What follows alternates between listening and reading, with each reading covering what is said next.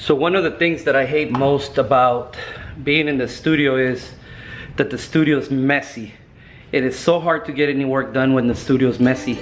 So I'm gonna go ahead and clean it up a little bit today and continue to mix. But before I do that, I wanna recable the back of my interface and plug in new cables to some of the outboard gear that I have.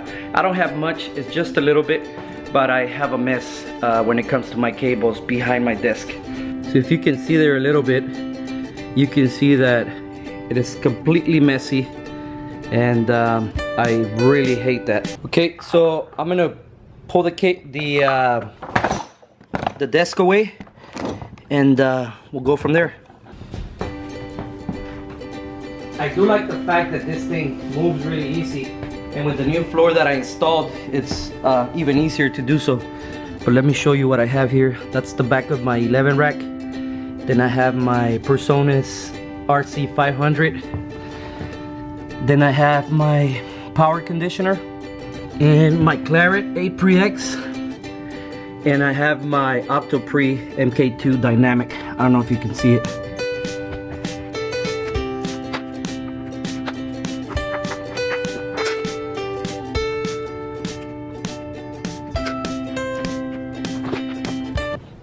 So what I have right now is I had the cables coming out directly from the Claret 8Pre-X, and I made a bundle here, tied it up with a cable tie, and then just labeled them. That was a pain, and the reason why I did this is I was trying to change everything around, but I've given up, so I'm just gonna keep it as simple as possible. So the other part of the puzzle is I have some of the cables going from back here to my rack or a side cart, and then I have those connected here. As you can see, it's also very messy. So I'm hoping to clear all this out today. Only problem is when you're a big boy like me, you start sweating a lot. Okay, and my clock cable is really way too long. I got another one that I'm gonna use, and I had to use a clock cable with this interface. I didn't with the Liquid Sapphire 56. So first things first, the first thing you need is a plan. I have an RC500. I have my 11 rack, my Claret, and my Octopre MK2 Dynamic. There it is. I have my monitors, my Mac, and some of this gear here.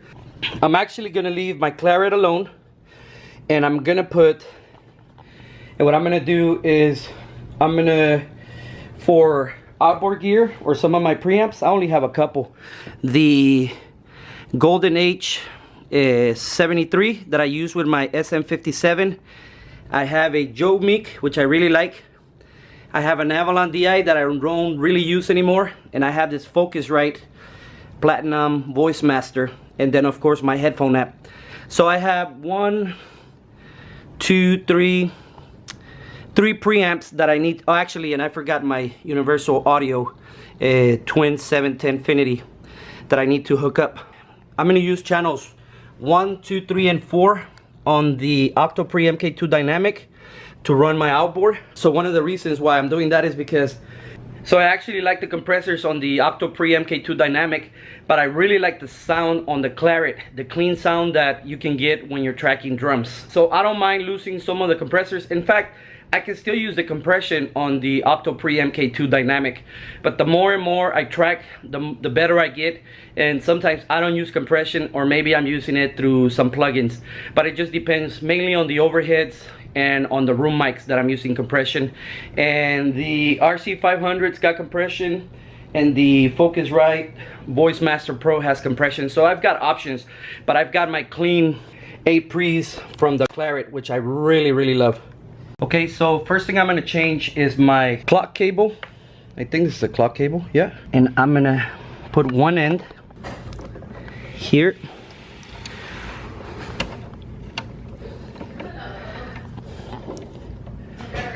Hello. And I'm gonna put the other end, hey hun, here. Wife has just got home, so plans will change a little bit. So let me go say hello and I'll be right back. But now I've gotten rid of this big long cable, which was really bothering me. But this is a canary cable, so I really liked it. We'll see if that other one works fine. So here is one problem that I have.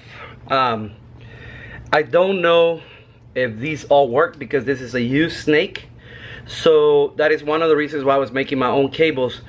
But for the sake of time, and my time is really valuable, as you know, I have 3 jobs. I gotta make sure that they work. But I'm not actually, oh, I just got a great idea. I have a cable tester, so let's just test them real quick. Of course, I don't know where my cable tester is, so I'm on the hunt for it. Okay, let's check here. Yeah, I'm really bad. I got too much going on, so I don't pay attention to storage and stuff like that. Oh man, it's not in here. Back up, didn't find it in the garage. I think it might be in here. Yep, there it is. Along with my other welding supplies. So this is gonna make my job a lot easier. Okay, so I can check XLRs, Speakons, TRS, and I think I can do MIDI cables as well. Yep. So my speaker cables, Cat 5, and let me show you how I do that. Okay, first, the nice thing about this snake is that it's all labeled. So I'm just gonna start on 1. I'm gonna look for 1. Of course, it's gonna be the last one. 10, 3, of course. Come on, channel 1. Is this channel 1? Okay, black. There's 1 on one side. And it looks like it's black, so channel 2, 3, there's channel 1. Alright, so I've got the male and female, and I'm gonna go to my XLR, and I'm gonna plug it in here. I'm gonna come and plug it on this side. Now, these lights turned on. Depending on how many connections you have, that's how many lights you get. I need to make sure that my lights all line up, 1, 2, and 3. So I'll turn that.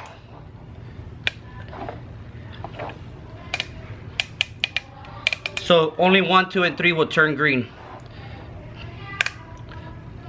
So 1, 2, 3. And there's no more connections or pins or wires, so that's a 3, positive, negative, and ground.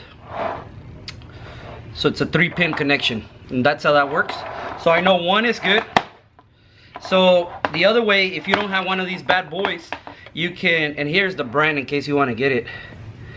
It's really cheap. I think it was like 30 bucks. You can connect it to your interface and test each mic one at a time, but that's gonna take you hours. So I have number 2 here. And let me find number 2 over here, which is also white. Or black was, no. 1, 2. Oh, it's black, black, black, black. I think 1 through 4 are black. So that's good. 1, 2, 4.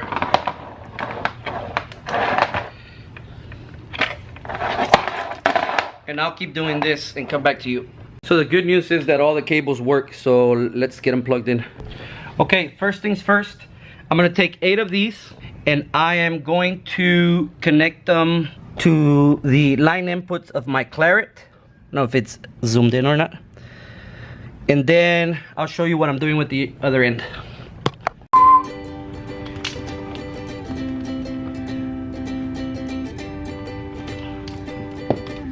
So black ones are 1 through 4, and I just like to clear them up.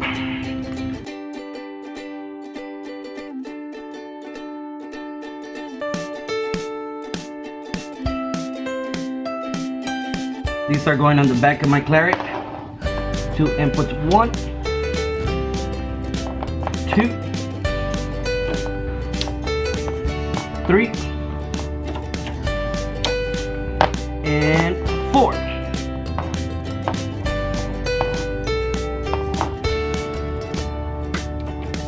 Four more to go.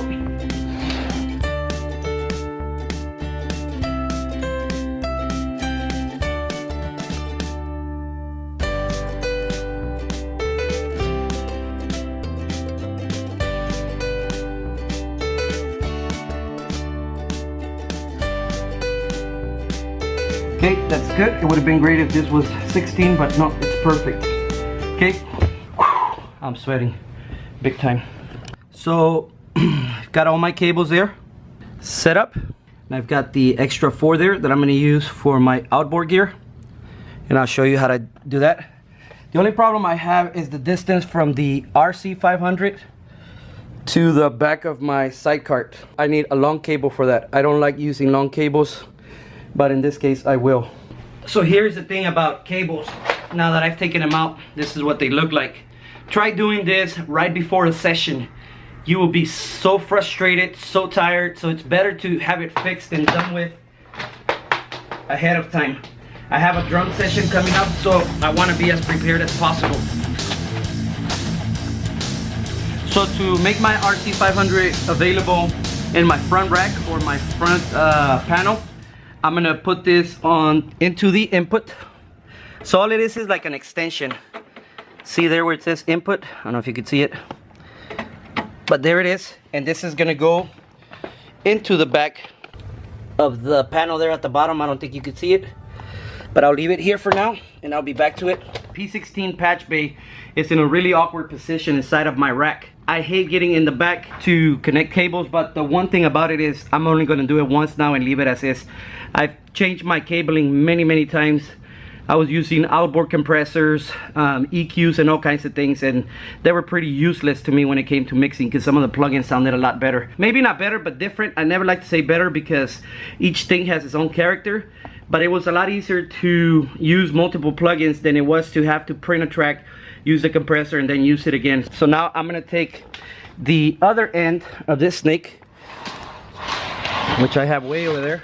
You need to think this through. If you need to sit down and maybe write some notes, you should do it always. I'm just gonna plug this into there. I don't know that you can see, but let's give you the tour. I'm gonna take 1 through 4, which are my black cables. Okay, so I found the perfect cable for the RC500 output to the input of my Octopre. Here is my line out on the RC500. Okay, so I didn't use 9, 10, 11, and 12 yet. And here is the input of my Octopre. So I'm set with that. You may not think it makes a lot of difference, and yes, it still looks messy, but I think that it's not as bad as it was before. I got everything re-cabled or re-plugged in, reconnected the way I wanted it, so I won't have to get back here as much. While I was here, I took a Spitif cable from my 11 rack and I plugged it into my Claret 8 Pre-X, and hopefully that'll fix a couple of things. One thing is that when I turn off the system, the rig, and the 11 rack shuts off, my monitors always pop. So I'd have to turn off the monitors first, then turn off the 11 rack. Now hopefully that'll fix that issue. Well, I'll test it anyways. I'm not sure if it will. But now I could get rid of the USB cable because I'm not going to use the 11 rack as an interface unless I have some downtime with my other interface. And while I'm back here, I do want to show you what the back of my iMac looks like. Okay, you can see my iLock here. Then I have my interface coming in Thunderbolt, and I have a Lacy hub which gives me extra ports for my hard drives via eSATA and a bunch of other stuff, an extra monitor which I'm not using now. Then I have I have a USB hub. Persona's fader port is coming out of here, and then this is just an extra USB hub. I hope that gives you an idea of what I've got going on. Next thing I'm gonna do is I'm gonna clean the room because it's looking pretty bad. See there how bad it looks? I gotta roll up all those cables, and I won't be doing any mixing or videos until I have this cleaned up. Oh, this is another piece of gear that I highly recommend you buy. See this board here? Pegboard. You can get these deals here and just plug them in here like this, very easy, and then you can hang your cables on there. So I'm just gonna organize this, and I got a bunch of extra cables here that I need to get rid of, and some Canary old long clock cables, extra cables, headphones. I hang everything here. It makes the room look pretty messy, but I like it because it's just accessible. Okay, so I'll be, oh crud, there's one thing I forgot. Mikey, please, Michael. I need to get those books to be loaded because my caster is there. Come on. Are you recording me? Yes, I'm recording you. Not recording you. Can you get under there real quick? Right here? No, on this side. On this side, look. Can you just get under and pull the book? Hi, we're recording because he needs to record everything. Can you push the For books that once, way? you not record. It's not recording. Can you not step on that, please? Thank you. Is it? Okay, so things are looking a lot better already. I cleaned up the desk, as you can see, and also my rack. Got the cables put up nice and neat. And my sidecar now looks like this. I've got my voice master there, Focusrite. Then I've got my Golden Age Pre. Then my Universal 710. And the rest of the stuff. So it's looking pretty clean. I've also cleaned up the floor a little bit here, but I've got a couple other things I need to move around. I've got these lights that are taking up a lot of space. And normally where I track drums, you can see them there. But I'll clean up some more and then I'll let you see how it looks. But the biggest thing is cleaning up, so you know, when you're in a clean studio,